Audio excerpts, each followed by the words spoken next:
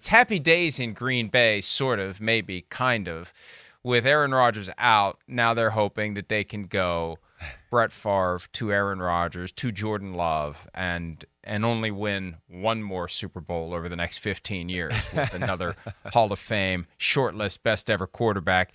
Here's Matt LaFleur on the question of whether or not Jordan Love is walking around the facility with a different sort of mojo now that Aaron Rodgers has left the building. Yeah, I would say so. I think it's been a cool process from the day we drafted him to see him now, just to see how he's matured in every facet of life. I think you guys probably notice it even when you're in the locker room. So I think he definitely understands that he's the guy in charge. He's going to be the guy in the huddle, and he's got to be an extension of us.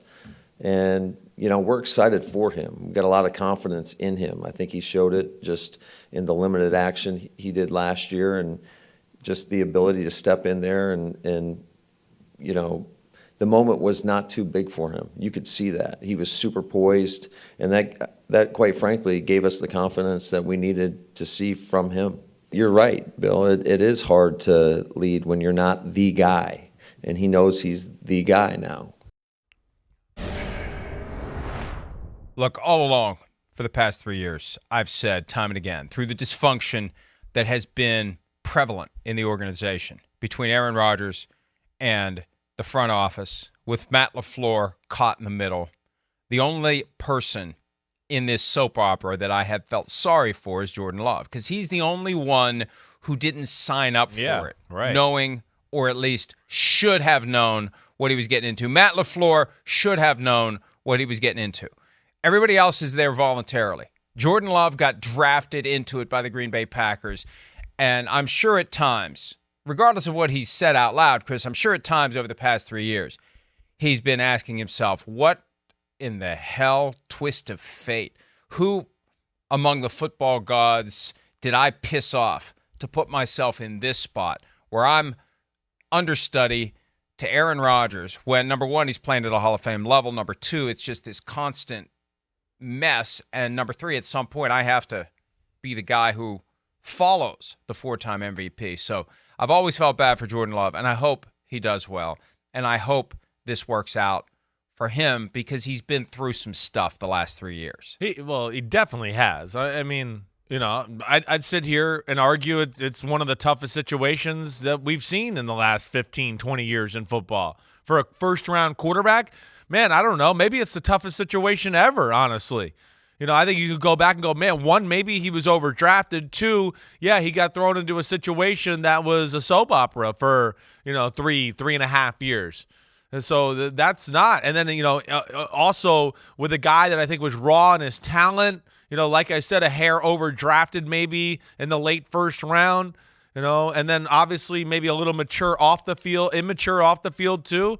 There was a lot of obstacles to overcome. But the one thing you heard about the guy constantly is everybody likes the guy, the person, right? So that's the positive thing he's got working for him. And yeah, now Aaron Rodgers is in there, he can start taking control and, leading the charge, leading the ship there as far as the other young receivers that he can now, formulate a bond with and Dobbs and Watson. I think it's really important. It's a real thing, Mike. I can give a little history into this. My second year in the NFL with Brad Johnson, right?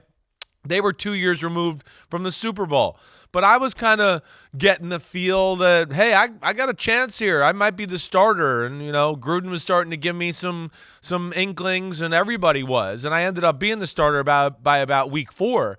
But before that, yeah, it was hard to be a real leader. Even though I knew I was one of the leaders of the team, it was hard to vocalize anything or say anything. I had too much respect for Brad Johnson. I wasn't going to step on his toes, even though I was like, I'm better than him. I think I should play right now, right? I was thinking that, but I wasn't going to do that to him. So he's been in a tough situation, and it's good to see him unchained that way.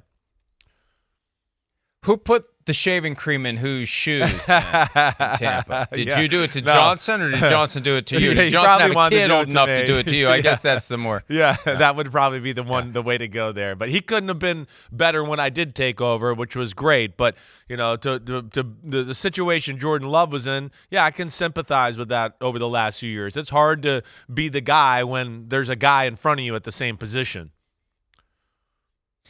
After 2020, which was Jordan Love's rookie season, there was talk, well, the Packers don't know what they have in Jordan Love. After 21, right. Same thing. Well, you don't know what you have unless the guy can play. You don't even begin to know what you've seen in practice. Does it translate into games that count?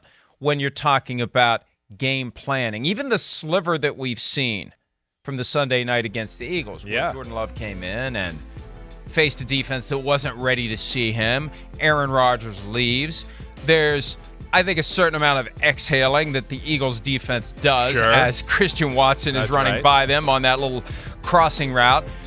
But when we get into October, when there's been 4, 5, 6 games of Jordan Love and tendencies, tells, what he does well, what he doesn't do well, game planning, how do we attack this guy? How do we confuse this guy? How do we make him do the things he doesn't want to do?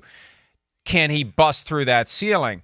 So I don't know how relevant a half game last year was, other than to the fan base. I don't think it means anything to the team. It doesn't tell them they've got a guy who's going to be great or a guy who's not going to be great. I mean, if he would have just been a disaster that night, that's relevant. That's far more relevant than the fact that he came in and checked the boxes and did well.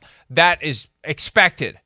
Right, of a guy who was a first-round pick, gets a chance to play against a defense that isn't ready for him. It's expected you're going to come in and you're going to be able to keep things moving. Yeah. What is unknown, unexpected, unpredictable at this point is how he does week in and week out. Is that a fair assessment? Yeah, no, I think that's a fair assessment. You said it right. Hey, when you get in, 3-4 weeks, as far as playing, tendencies, offensive tendencies, everything. Defenses start to formulate a little bit more of a personal game plan around the actual player they're playing against. Wait, he likes to throw here. Hey, in this situation, he does that. So that's where life gets harder. And now, yes, you got to take your game to the next level. Yes, to your point, it is expected for you to come in and be able to hold down the fort when you're a backup quarterback or a first-round quarterback.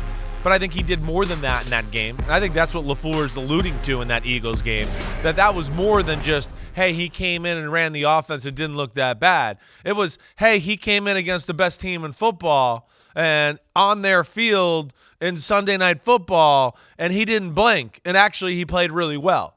And so even though it's a little inkling, in the big picture of thing, I do think that was, probably the jump-off spot of like, ooh, wait, we can win with this guy. We can move the ball down the field with this guy. Maybe we don't have to be all in or just bow down to Aaron Rodgers. I could see that being the moment. And I think within all this and Aaron Rodgers leaving town too, like I know we hit on this a little last week. Green Bay, you said it last week. If you had to pick Green Bay or the Jets to go to the Super Bowl, you'd pick Green Bay. Green Bay's team's better than people are giving it credit for. Still a good O-line, still good running backs. Those 2 receivers. That defense, and they've added to it. It didn't meet expectations last year, but it was still good. So, I think all those things, especially that Eagles game, even though it wasn't a huge thing, I think it was a huge thing to them to go, wait, we think he can do this. Well, and one of the main reasons I think the Packers have a better chance to get to the Super Bowl than the Jets is because of where the Packers are, conference and division. Yeah, sure, Son, I got you. Flip the two. I got you. Packers are also rans at best in the AFC, and the Jets are up there with the Eagles and the 49ers as the favorites in the NFC. Now, leadership, I'm always fascinated by this. Wise man told me a few years ago that there's 2 ways a quarterback leads. 1, natural sheriff, walk through the door, take charge, Peyton Manning style. 2, the team elevates. The team promotes. The team says, coaching staff, front office, everyone, inside, outside of the building, the message is he's the leader. Follow him. And when you clear out Aaron Rodgers, you necessarily put someone in that spot. Now, at some point, he's got to show leadership. But it makes sense he shows deference when Aaron Rodgers is there, because that's the last thing you need is Aaron Rodgers feeling like he's got a threat to the throne internally. That's just not going to go down well for the delicate genius. We know that. We accept that. We factor that into how Jordan Love carries himself, and I think Jordan Love's smart enough to not even try to take on the king. Right. But now the throne is empty. He's got to step up, and he's got to be the guy. And, it's going to take some big moment early in the regular season, making a big throw, big spot, big run, lower the shoulder, although I don't typically advise that because you want to keep yourself healthy, but something that wins the respect of the locker room, that justifies why the organization has said he's the guy. It's got to be something he says or does in a key spot that proves, while also boosting his credibility within the team. That's right. It's credibility. You're saying it the right way. Money talks in an NFL locker room. Play on the field talks. Period. That's what people follow. And to your point, a lot of quarterbacks are getting money and playing well on the field, and then you have the ones like Peyton Manning and other guys like that who, they're the sheriff and they come in and they control things. Not everybody's like that. Jordan Love, I don't look at him to be that way, But either way, this is this chance to start to, bring things together the way he envisions it. You don't have to worry about, hey, I'm going to have a few guys over the house and go, oh, wait, I got to call Aaron, or, maybe I shouldn't do that because I'm not I'm not the starting quarterback, so maybe I shouldn't have all the receivers. Those are the things you think of when you're in a situation like Jordan Love. So now he can really get team camaraderie and be the leader of that type of scenario and in those gatherings that way. And then I think to your point too, yes, on the field, what he even does in OTAs and even training camp and preseason, that'll all start to manifest if he can, make a big throw, has a great day in OTAs and throws lasers all over the field. Training camp, he's putting day after day together that is really good, and he's mentally all over it. That'll all start to gather steam to be, hey, this is our leader. And then the finishing touch is like what you said. He needs that big moment, that fourth quarter moment where, things were tough, but he told us to shut up and get in the huddle and, hey, we're going to be okay right here, and we won the game. And then, boom, now you are the leader of the football team. And that's in, I think, the perfect world, what the Packers are hoping here with Jordan Love. We caught some glimpses of it as well before Aaron Rodgers was traded. Jordan Love gathering teammates somewhere to throw and be together. And there you go. That's right. See, I really do think what happened the past few years, Aaron Rodgers' hatred, that may be too strong of a word, or not, of the front office caused him to put the team in the middle, the players in the middle, and withholding services in the offseason as a middle finger to the front office hurt the team. And that's where the biggest difference is this year, Chris. You've got a guy who isn't at war with the front office, who isn't going to have a press conference where he airs grievances for 25 minutes about how the front office treats him and other players, which really was unprecedented and just bizarre as it was happening in July of 2021. Yeah. You don't have that. And I think the Packers benefit from that. That's why I keep saying I believe in Matt LaFleur. Yeah. Because LaFleur has 3 straight 13-win seasons. I know last year didn't work out, but 3 straight 13-win seasons to start his career, caught in the middle of Aaron Rodgers and the front office. Right. You take that dysfunction out of the team, and you have a normal relationship between quarterback and organization, you're necessarily going to be better. Now, there still may be a drop-off between the skills of your quarterback before and your quarterback now, but it's going to be more peaceful. It's going to be more calm. It's going to be less dysfunctional for the Packers. That counts for something, too. It does. In the week in and week out grind of a football season. No, 100%, right? I mean, again, I think there's a reason we've seen great teams in history not have those elements that are like that for the most part. Distractions or, such a disliking of something in the locker room that it becomes a distraction, or, it becomes a distraction even when people don't think it's a distraction, where it's like, oh, there's Rodgers and Gutekunst. They're in the locker room together, and the guys are in the corner, like, kind of watching them and watching it play out. There's just, it had to be hovering over the organization. Or the players, oh, what did Aaron say today in the press conference? Did he drop a few, one of those, like what you say, those cryptic messages that we can all laugh about or whatever? Yeah, those things could be, not good for a locker room in that way. So now you get positive vibes, positive culture, everything. It's not, hey, we're out at practice, but we got to answer questions about a guy at OTAs who's not here, right? That makes no sense. We're all here. We're all in this together. I'm to your point, Mike, I think there's a ton of positives with not having to deal with that drama right now. And I think the attitude that Aaron Rodgers has toward the front office spills over to the other players. How can it not? Think back a few weeks ago. Pete mentioned David Bakhtiari. Yeah, I know. I'm going to take it a different way than what Pete had discussed.